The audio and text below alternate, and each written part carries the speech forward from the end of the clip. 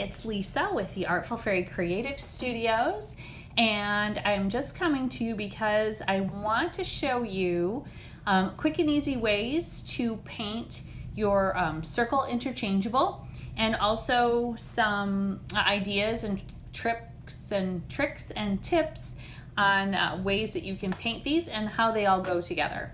So first of all, here is your big circle. Okay, it comes with a stand that you can paint, put it together, very simple.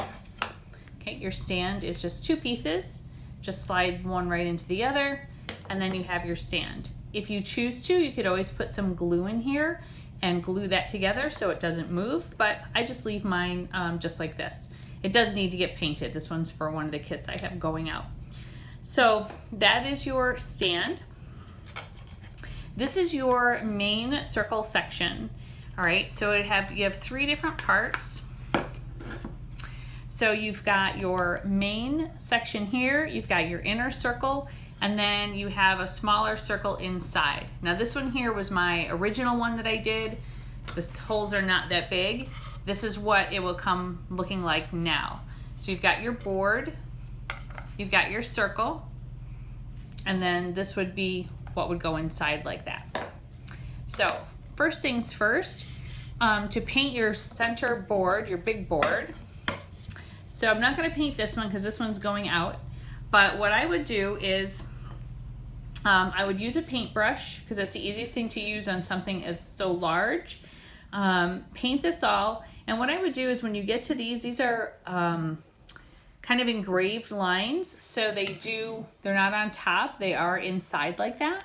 So what I would do is paint these big sections, you know, good if you're gonna use white, whatever, good and heavy in through there. Use a lighter coat to kind of put over the top of these.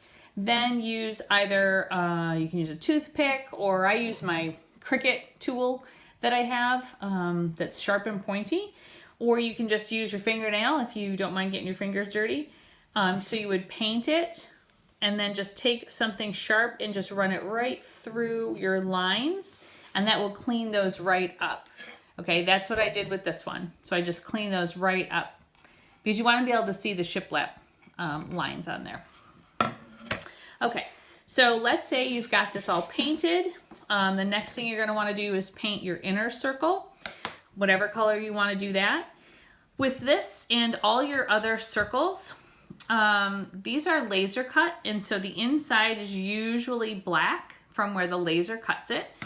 And you want to try to avoid getting any paint on there if you can. If you do get paint on it, it's not the end of the world, but you could certainly just use a black marker to go around the outside. But we want to avoid painting it because it's just more work for you, and we don't need to do that. So what I do is I use a makeup brush, makeup sponge. I get these at the dollar store. You can get them at Target. You can get them just about anywhere. And they come in like a package of maybe 30, so they'll last you quite a while. I don't use just this for one thing. I will cut this and cut it into many pieces. And then I'll even probably cut these in half, and I'll probably cut this one in half. So I'll probably get about 6 pieces out of one, because you really don't need to have a huge chunk, especially doing something this small. Plus this is a little bit more manageable. If you want to keep it big, you can, but this is what I do. So I'll show you how to do these by using an example. Okay, so I put a piece of paper down on my table. All right, here's my little happy camper. It didn't come out right, so I'm going to use that. We're just going to use some paint. And what I do is I put my paint right on the paper. And I'm going to take my little makeup sponge, dip it in, dab off just a little bit. Just like if you've ever done sign painting, we do the same thing for that. So then what you're going to do is you just dab it. Really easy, really simple. Probably hard to hold it and do this. Okay, so it's really simple to do. It helps so that you don't get any on the side. Now the one thing with these is that your bottom pieces, if you get any on the side, it's going to be inside the ring. You won't see it anyways. But the outside ones, you know, you want them to look kind of nice. Okay, so notice what I'm doing. I'm just dabbing it on. Okay, this certainly helps, especially when you're going around like this one in a circle on the small pieces like that. You could also kind of use it to smooth it if you want to. The trick with doing all of this is to really use just a little bit of paint. You don't want to use a lot. Yes, you'll have to do a couple of coats, but it's much better to go back and just add another coat, and it dries really fast because the MDF absorbs it really quickly. So it'll dry really quick and you can do a second coat in no time. But you know what? You're not rushing anyways. This is supposed to be enjoyable. You're supposed to be relaxing, you know, just kind of chilling and kind of just dabbing and, you know, enjoying the process. So we're not in any rush to get it done. So you just go ahead and do one, and you've got 12 of these. So, you know, you can certainly do one and move on to the next one and then just come back at the end. So that's how you do that. This is how you're going to paint. Okay, you're just going to use your sponge and just dab. Can you use a brush? You can. Of course you can. If you wanted to use a brush, the one thing I didn't grab, what I would suggest that you do, especially if it's a bigger section, like maybe like with this one, is take your brush. What can we pretend is a brush? We'll use this. Nice, right?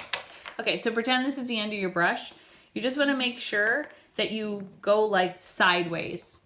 You don't want to brush forwards because you don't want to get it on the sides. So if you brush going this direction and kind of off at the end to the side, then you'll avoid getting any on the end.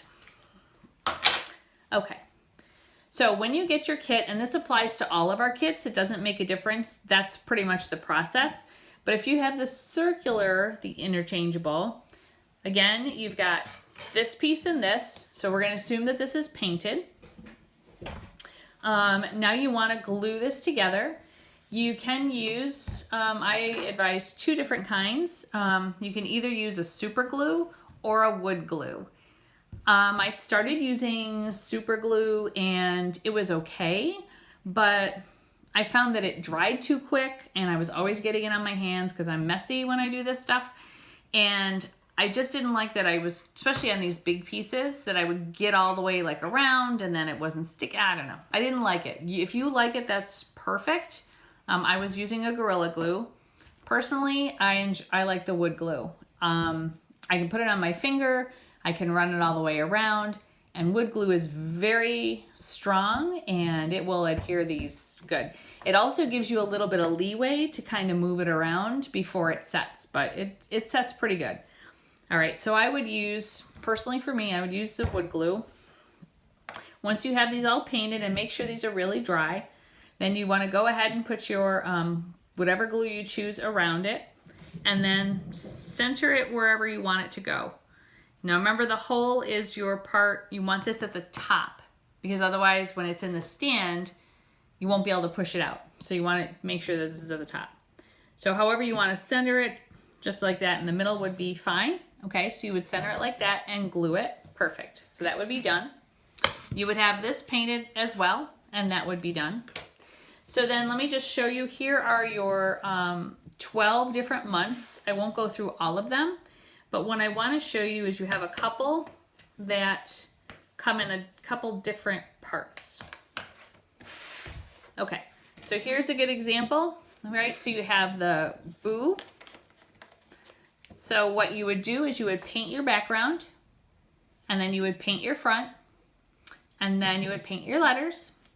And then when everything is all dry and everything is cool, put your glue on the back of this, and then just press it down. Here's a trick. We want to make sure that these stay round. You don't want it off if you can help it. The good thing is that when you put these in, let me get this in here. Well, yeah, it does fit flush.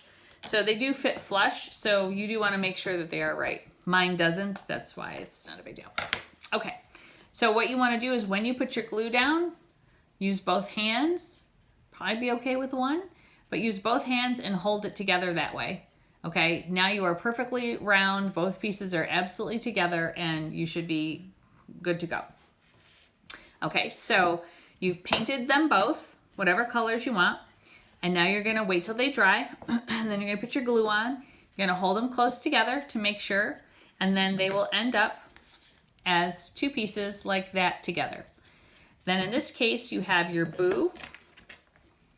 And you would paint those and glue those on top as well. Okay, and that's really simple. You only have two other ones that have parts. This one here, the gather, this is a separate part. It's not a big deal. You would just paint it and then put that wherever you want to. Your pumpkins also have those lines, just like the lines that I showed you on the big circle. So when you go to paint this, just use a toothpick or something to just clean that right out. So that's easy peasy to do. And then this one here, okay, it's back. Is there backing on there? This one here is our rainbow. Okay, and you'll see when you get it, it comes with tape over the top because when you go to lift it up, all these pieces come out. You do want to paint those separately. When you go to paint, it's much easier to take the pieces out. I just put the tape on so that, you don't lose any of the pieces. So easiest thing to do is just paint all those and put it back inside. You don't have to worry on these if you get it to the side because you can't see it because it's inside. But I find that this helps a lot to hold it down. Then what I would suggest you do for this one is take the blank piece, not with all these little pieces in it, not with the rainbow in it, the empty one, put it together with this, glue that, then it'll be easier to glue all your pieces on afterwards. Does that make sense? Okay, I hope so. Yeah, so paint glue the frame part first, glue the frame part first, then put the other pieces in after you've painted them and glue those in. Okay, so other than that, that's pretty much it. It's very simple. You don't need a lot to do it. And then once you have them, you're good to go. And then like I said, then you can put it together. I'll have this like this. Can't put two and two together today. Okay, I'll use mine. Okay, that was my sample. The other thing that you do want to maybe just check, I think you should be okay, but just check to be sure. So when you put your circle on, right, this is going to be your top, whichever way you choose. But you want to make sure that, this is going to be where your top is. You don't want to be this way with the lines going that way. You want it this way. So I always just double check to be on the safe side to make sure before I glue it together that no matter, if I put it in this way, the circle, that it fits fine.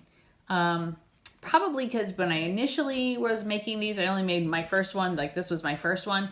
I used the wrong size and so it wasn't fitting in right. They do fit fine now because I'm using the right size material. But I always check anyhow just to be sure. Just to make sure so that you don't want to have this on here and then realize, oh, it only fits this way. So I just double check. If everything fits fine, then don't worry about it. But just a little tip there. Okay, so there you go. There's your sign. Feel free to decorate this if you want to. I've seen a lot of people put some greenery up here, put a little bow up here, whatever you want to do, or just leave it like it is. And it's a fun little way to just stick this right out and have a nice little sign. So thank you for watching. I hope I was helpful and have a lot of fun painting these because they really are fun to do. And they're very relaxing, even fun for the kids if you trust your kids to paint stuff for you. So thank you so much. Again, this is Lisa with the Artful Fairy Creative Studios and Artful Fairy Shop on Etsy. And we will be coming back soon. We have a lot more different new ideas to come up to paint. So thanks. Have a good night.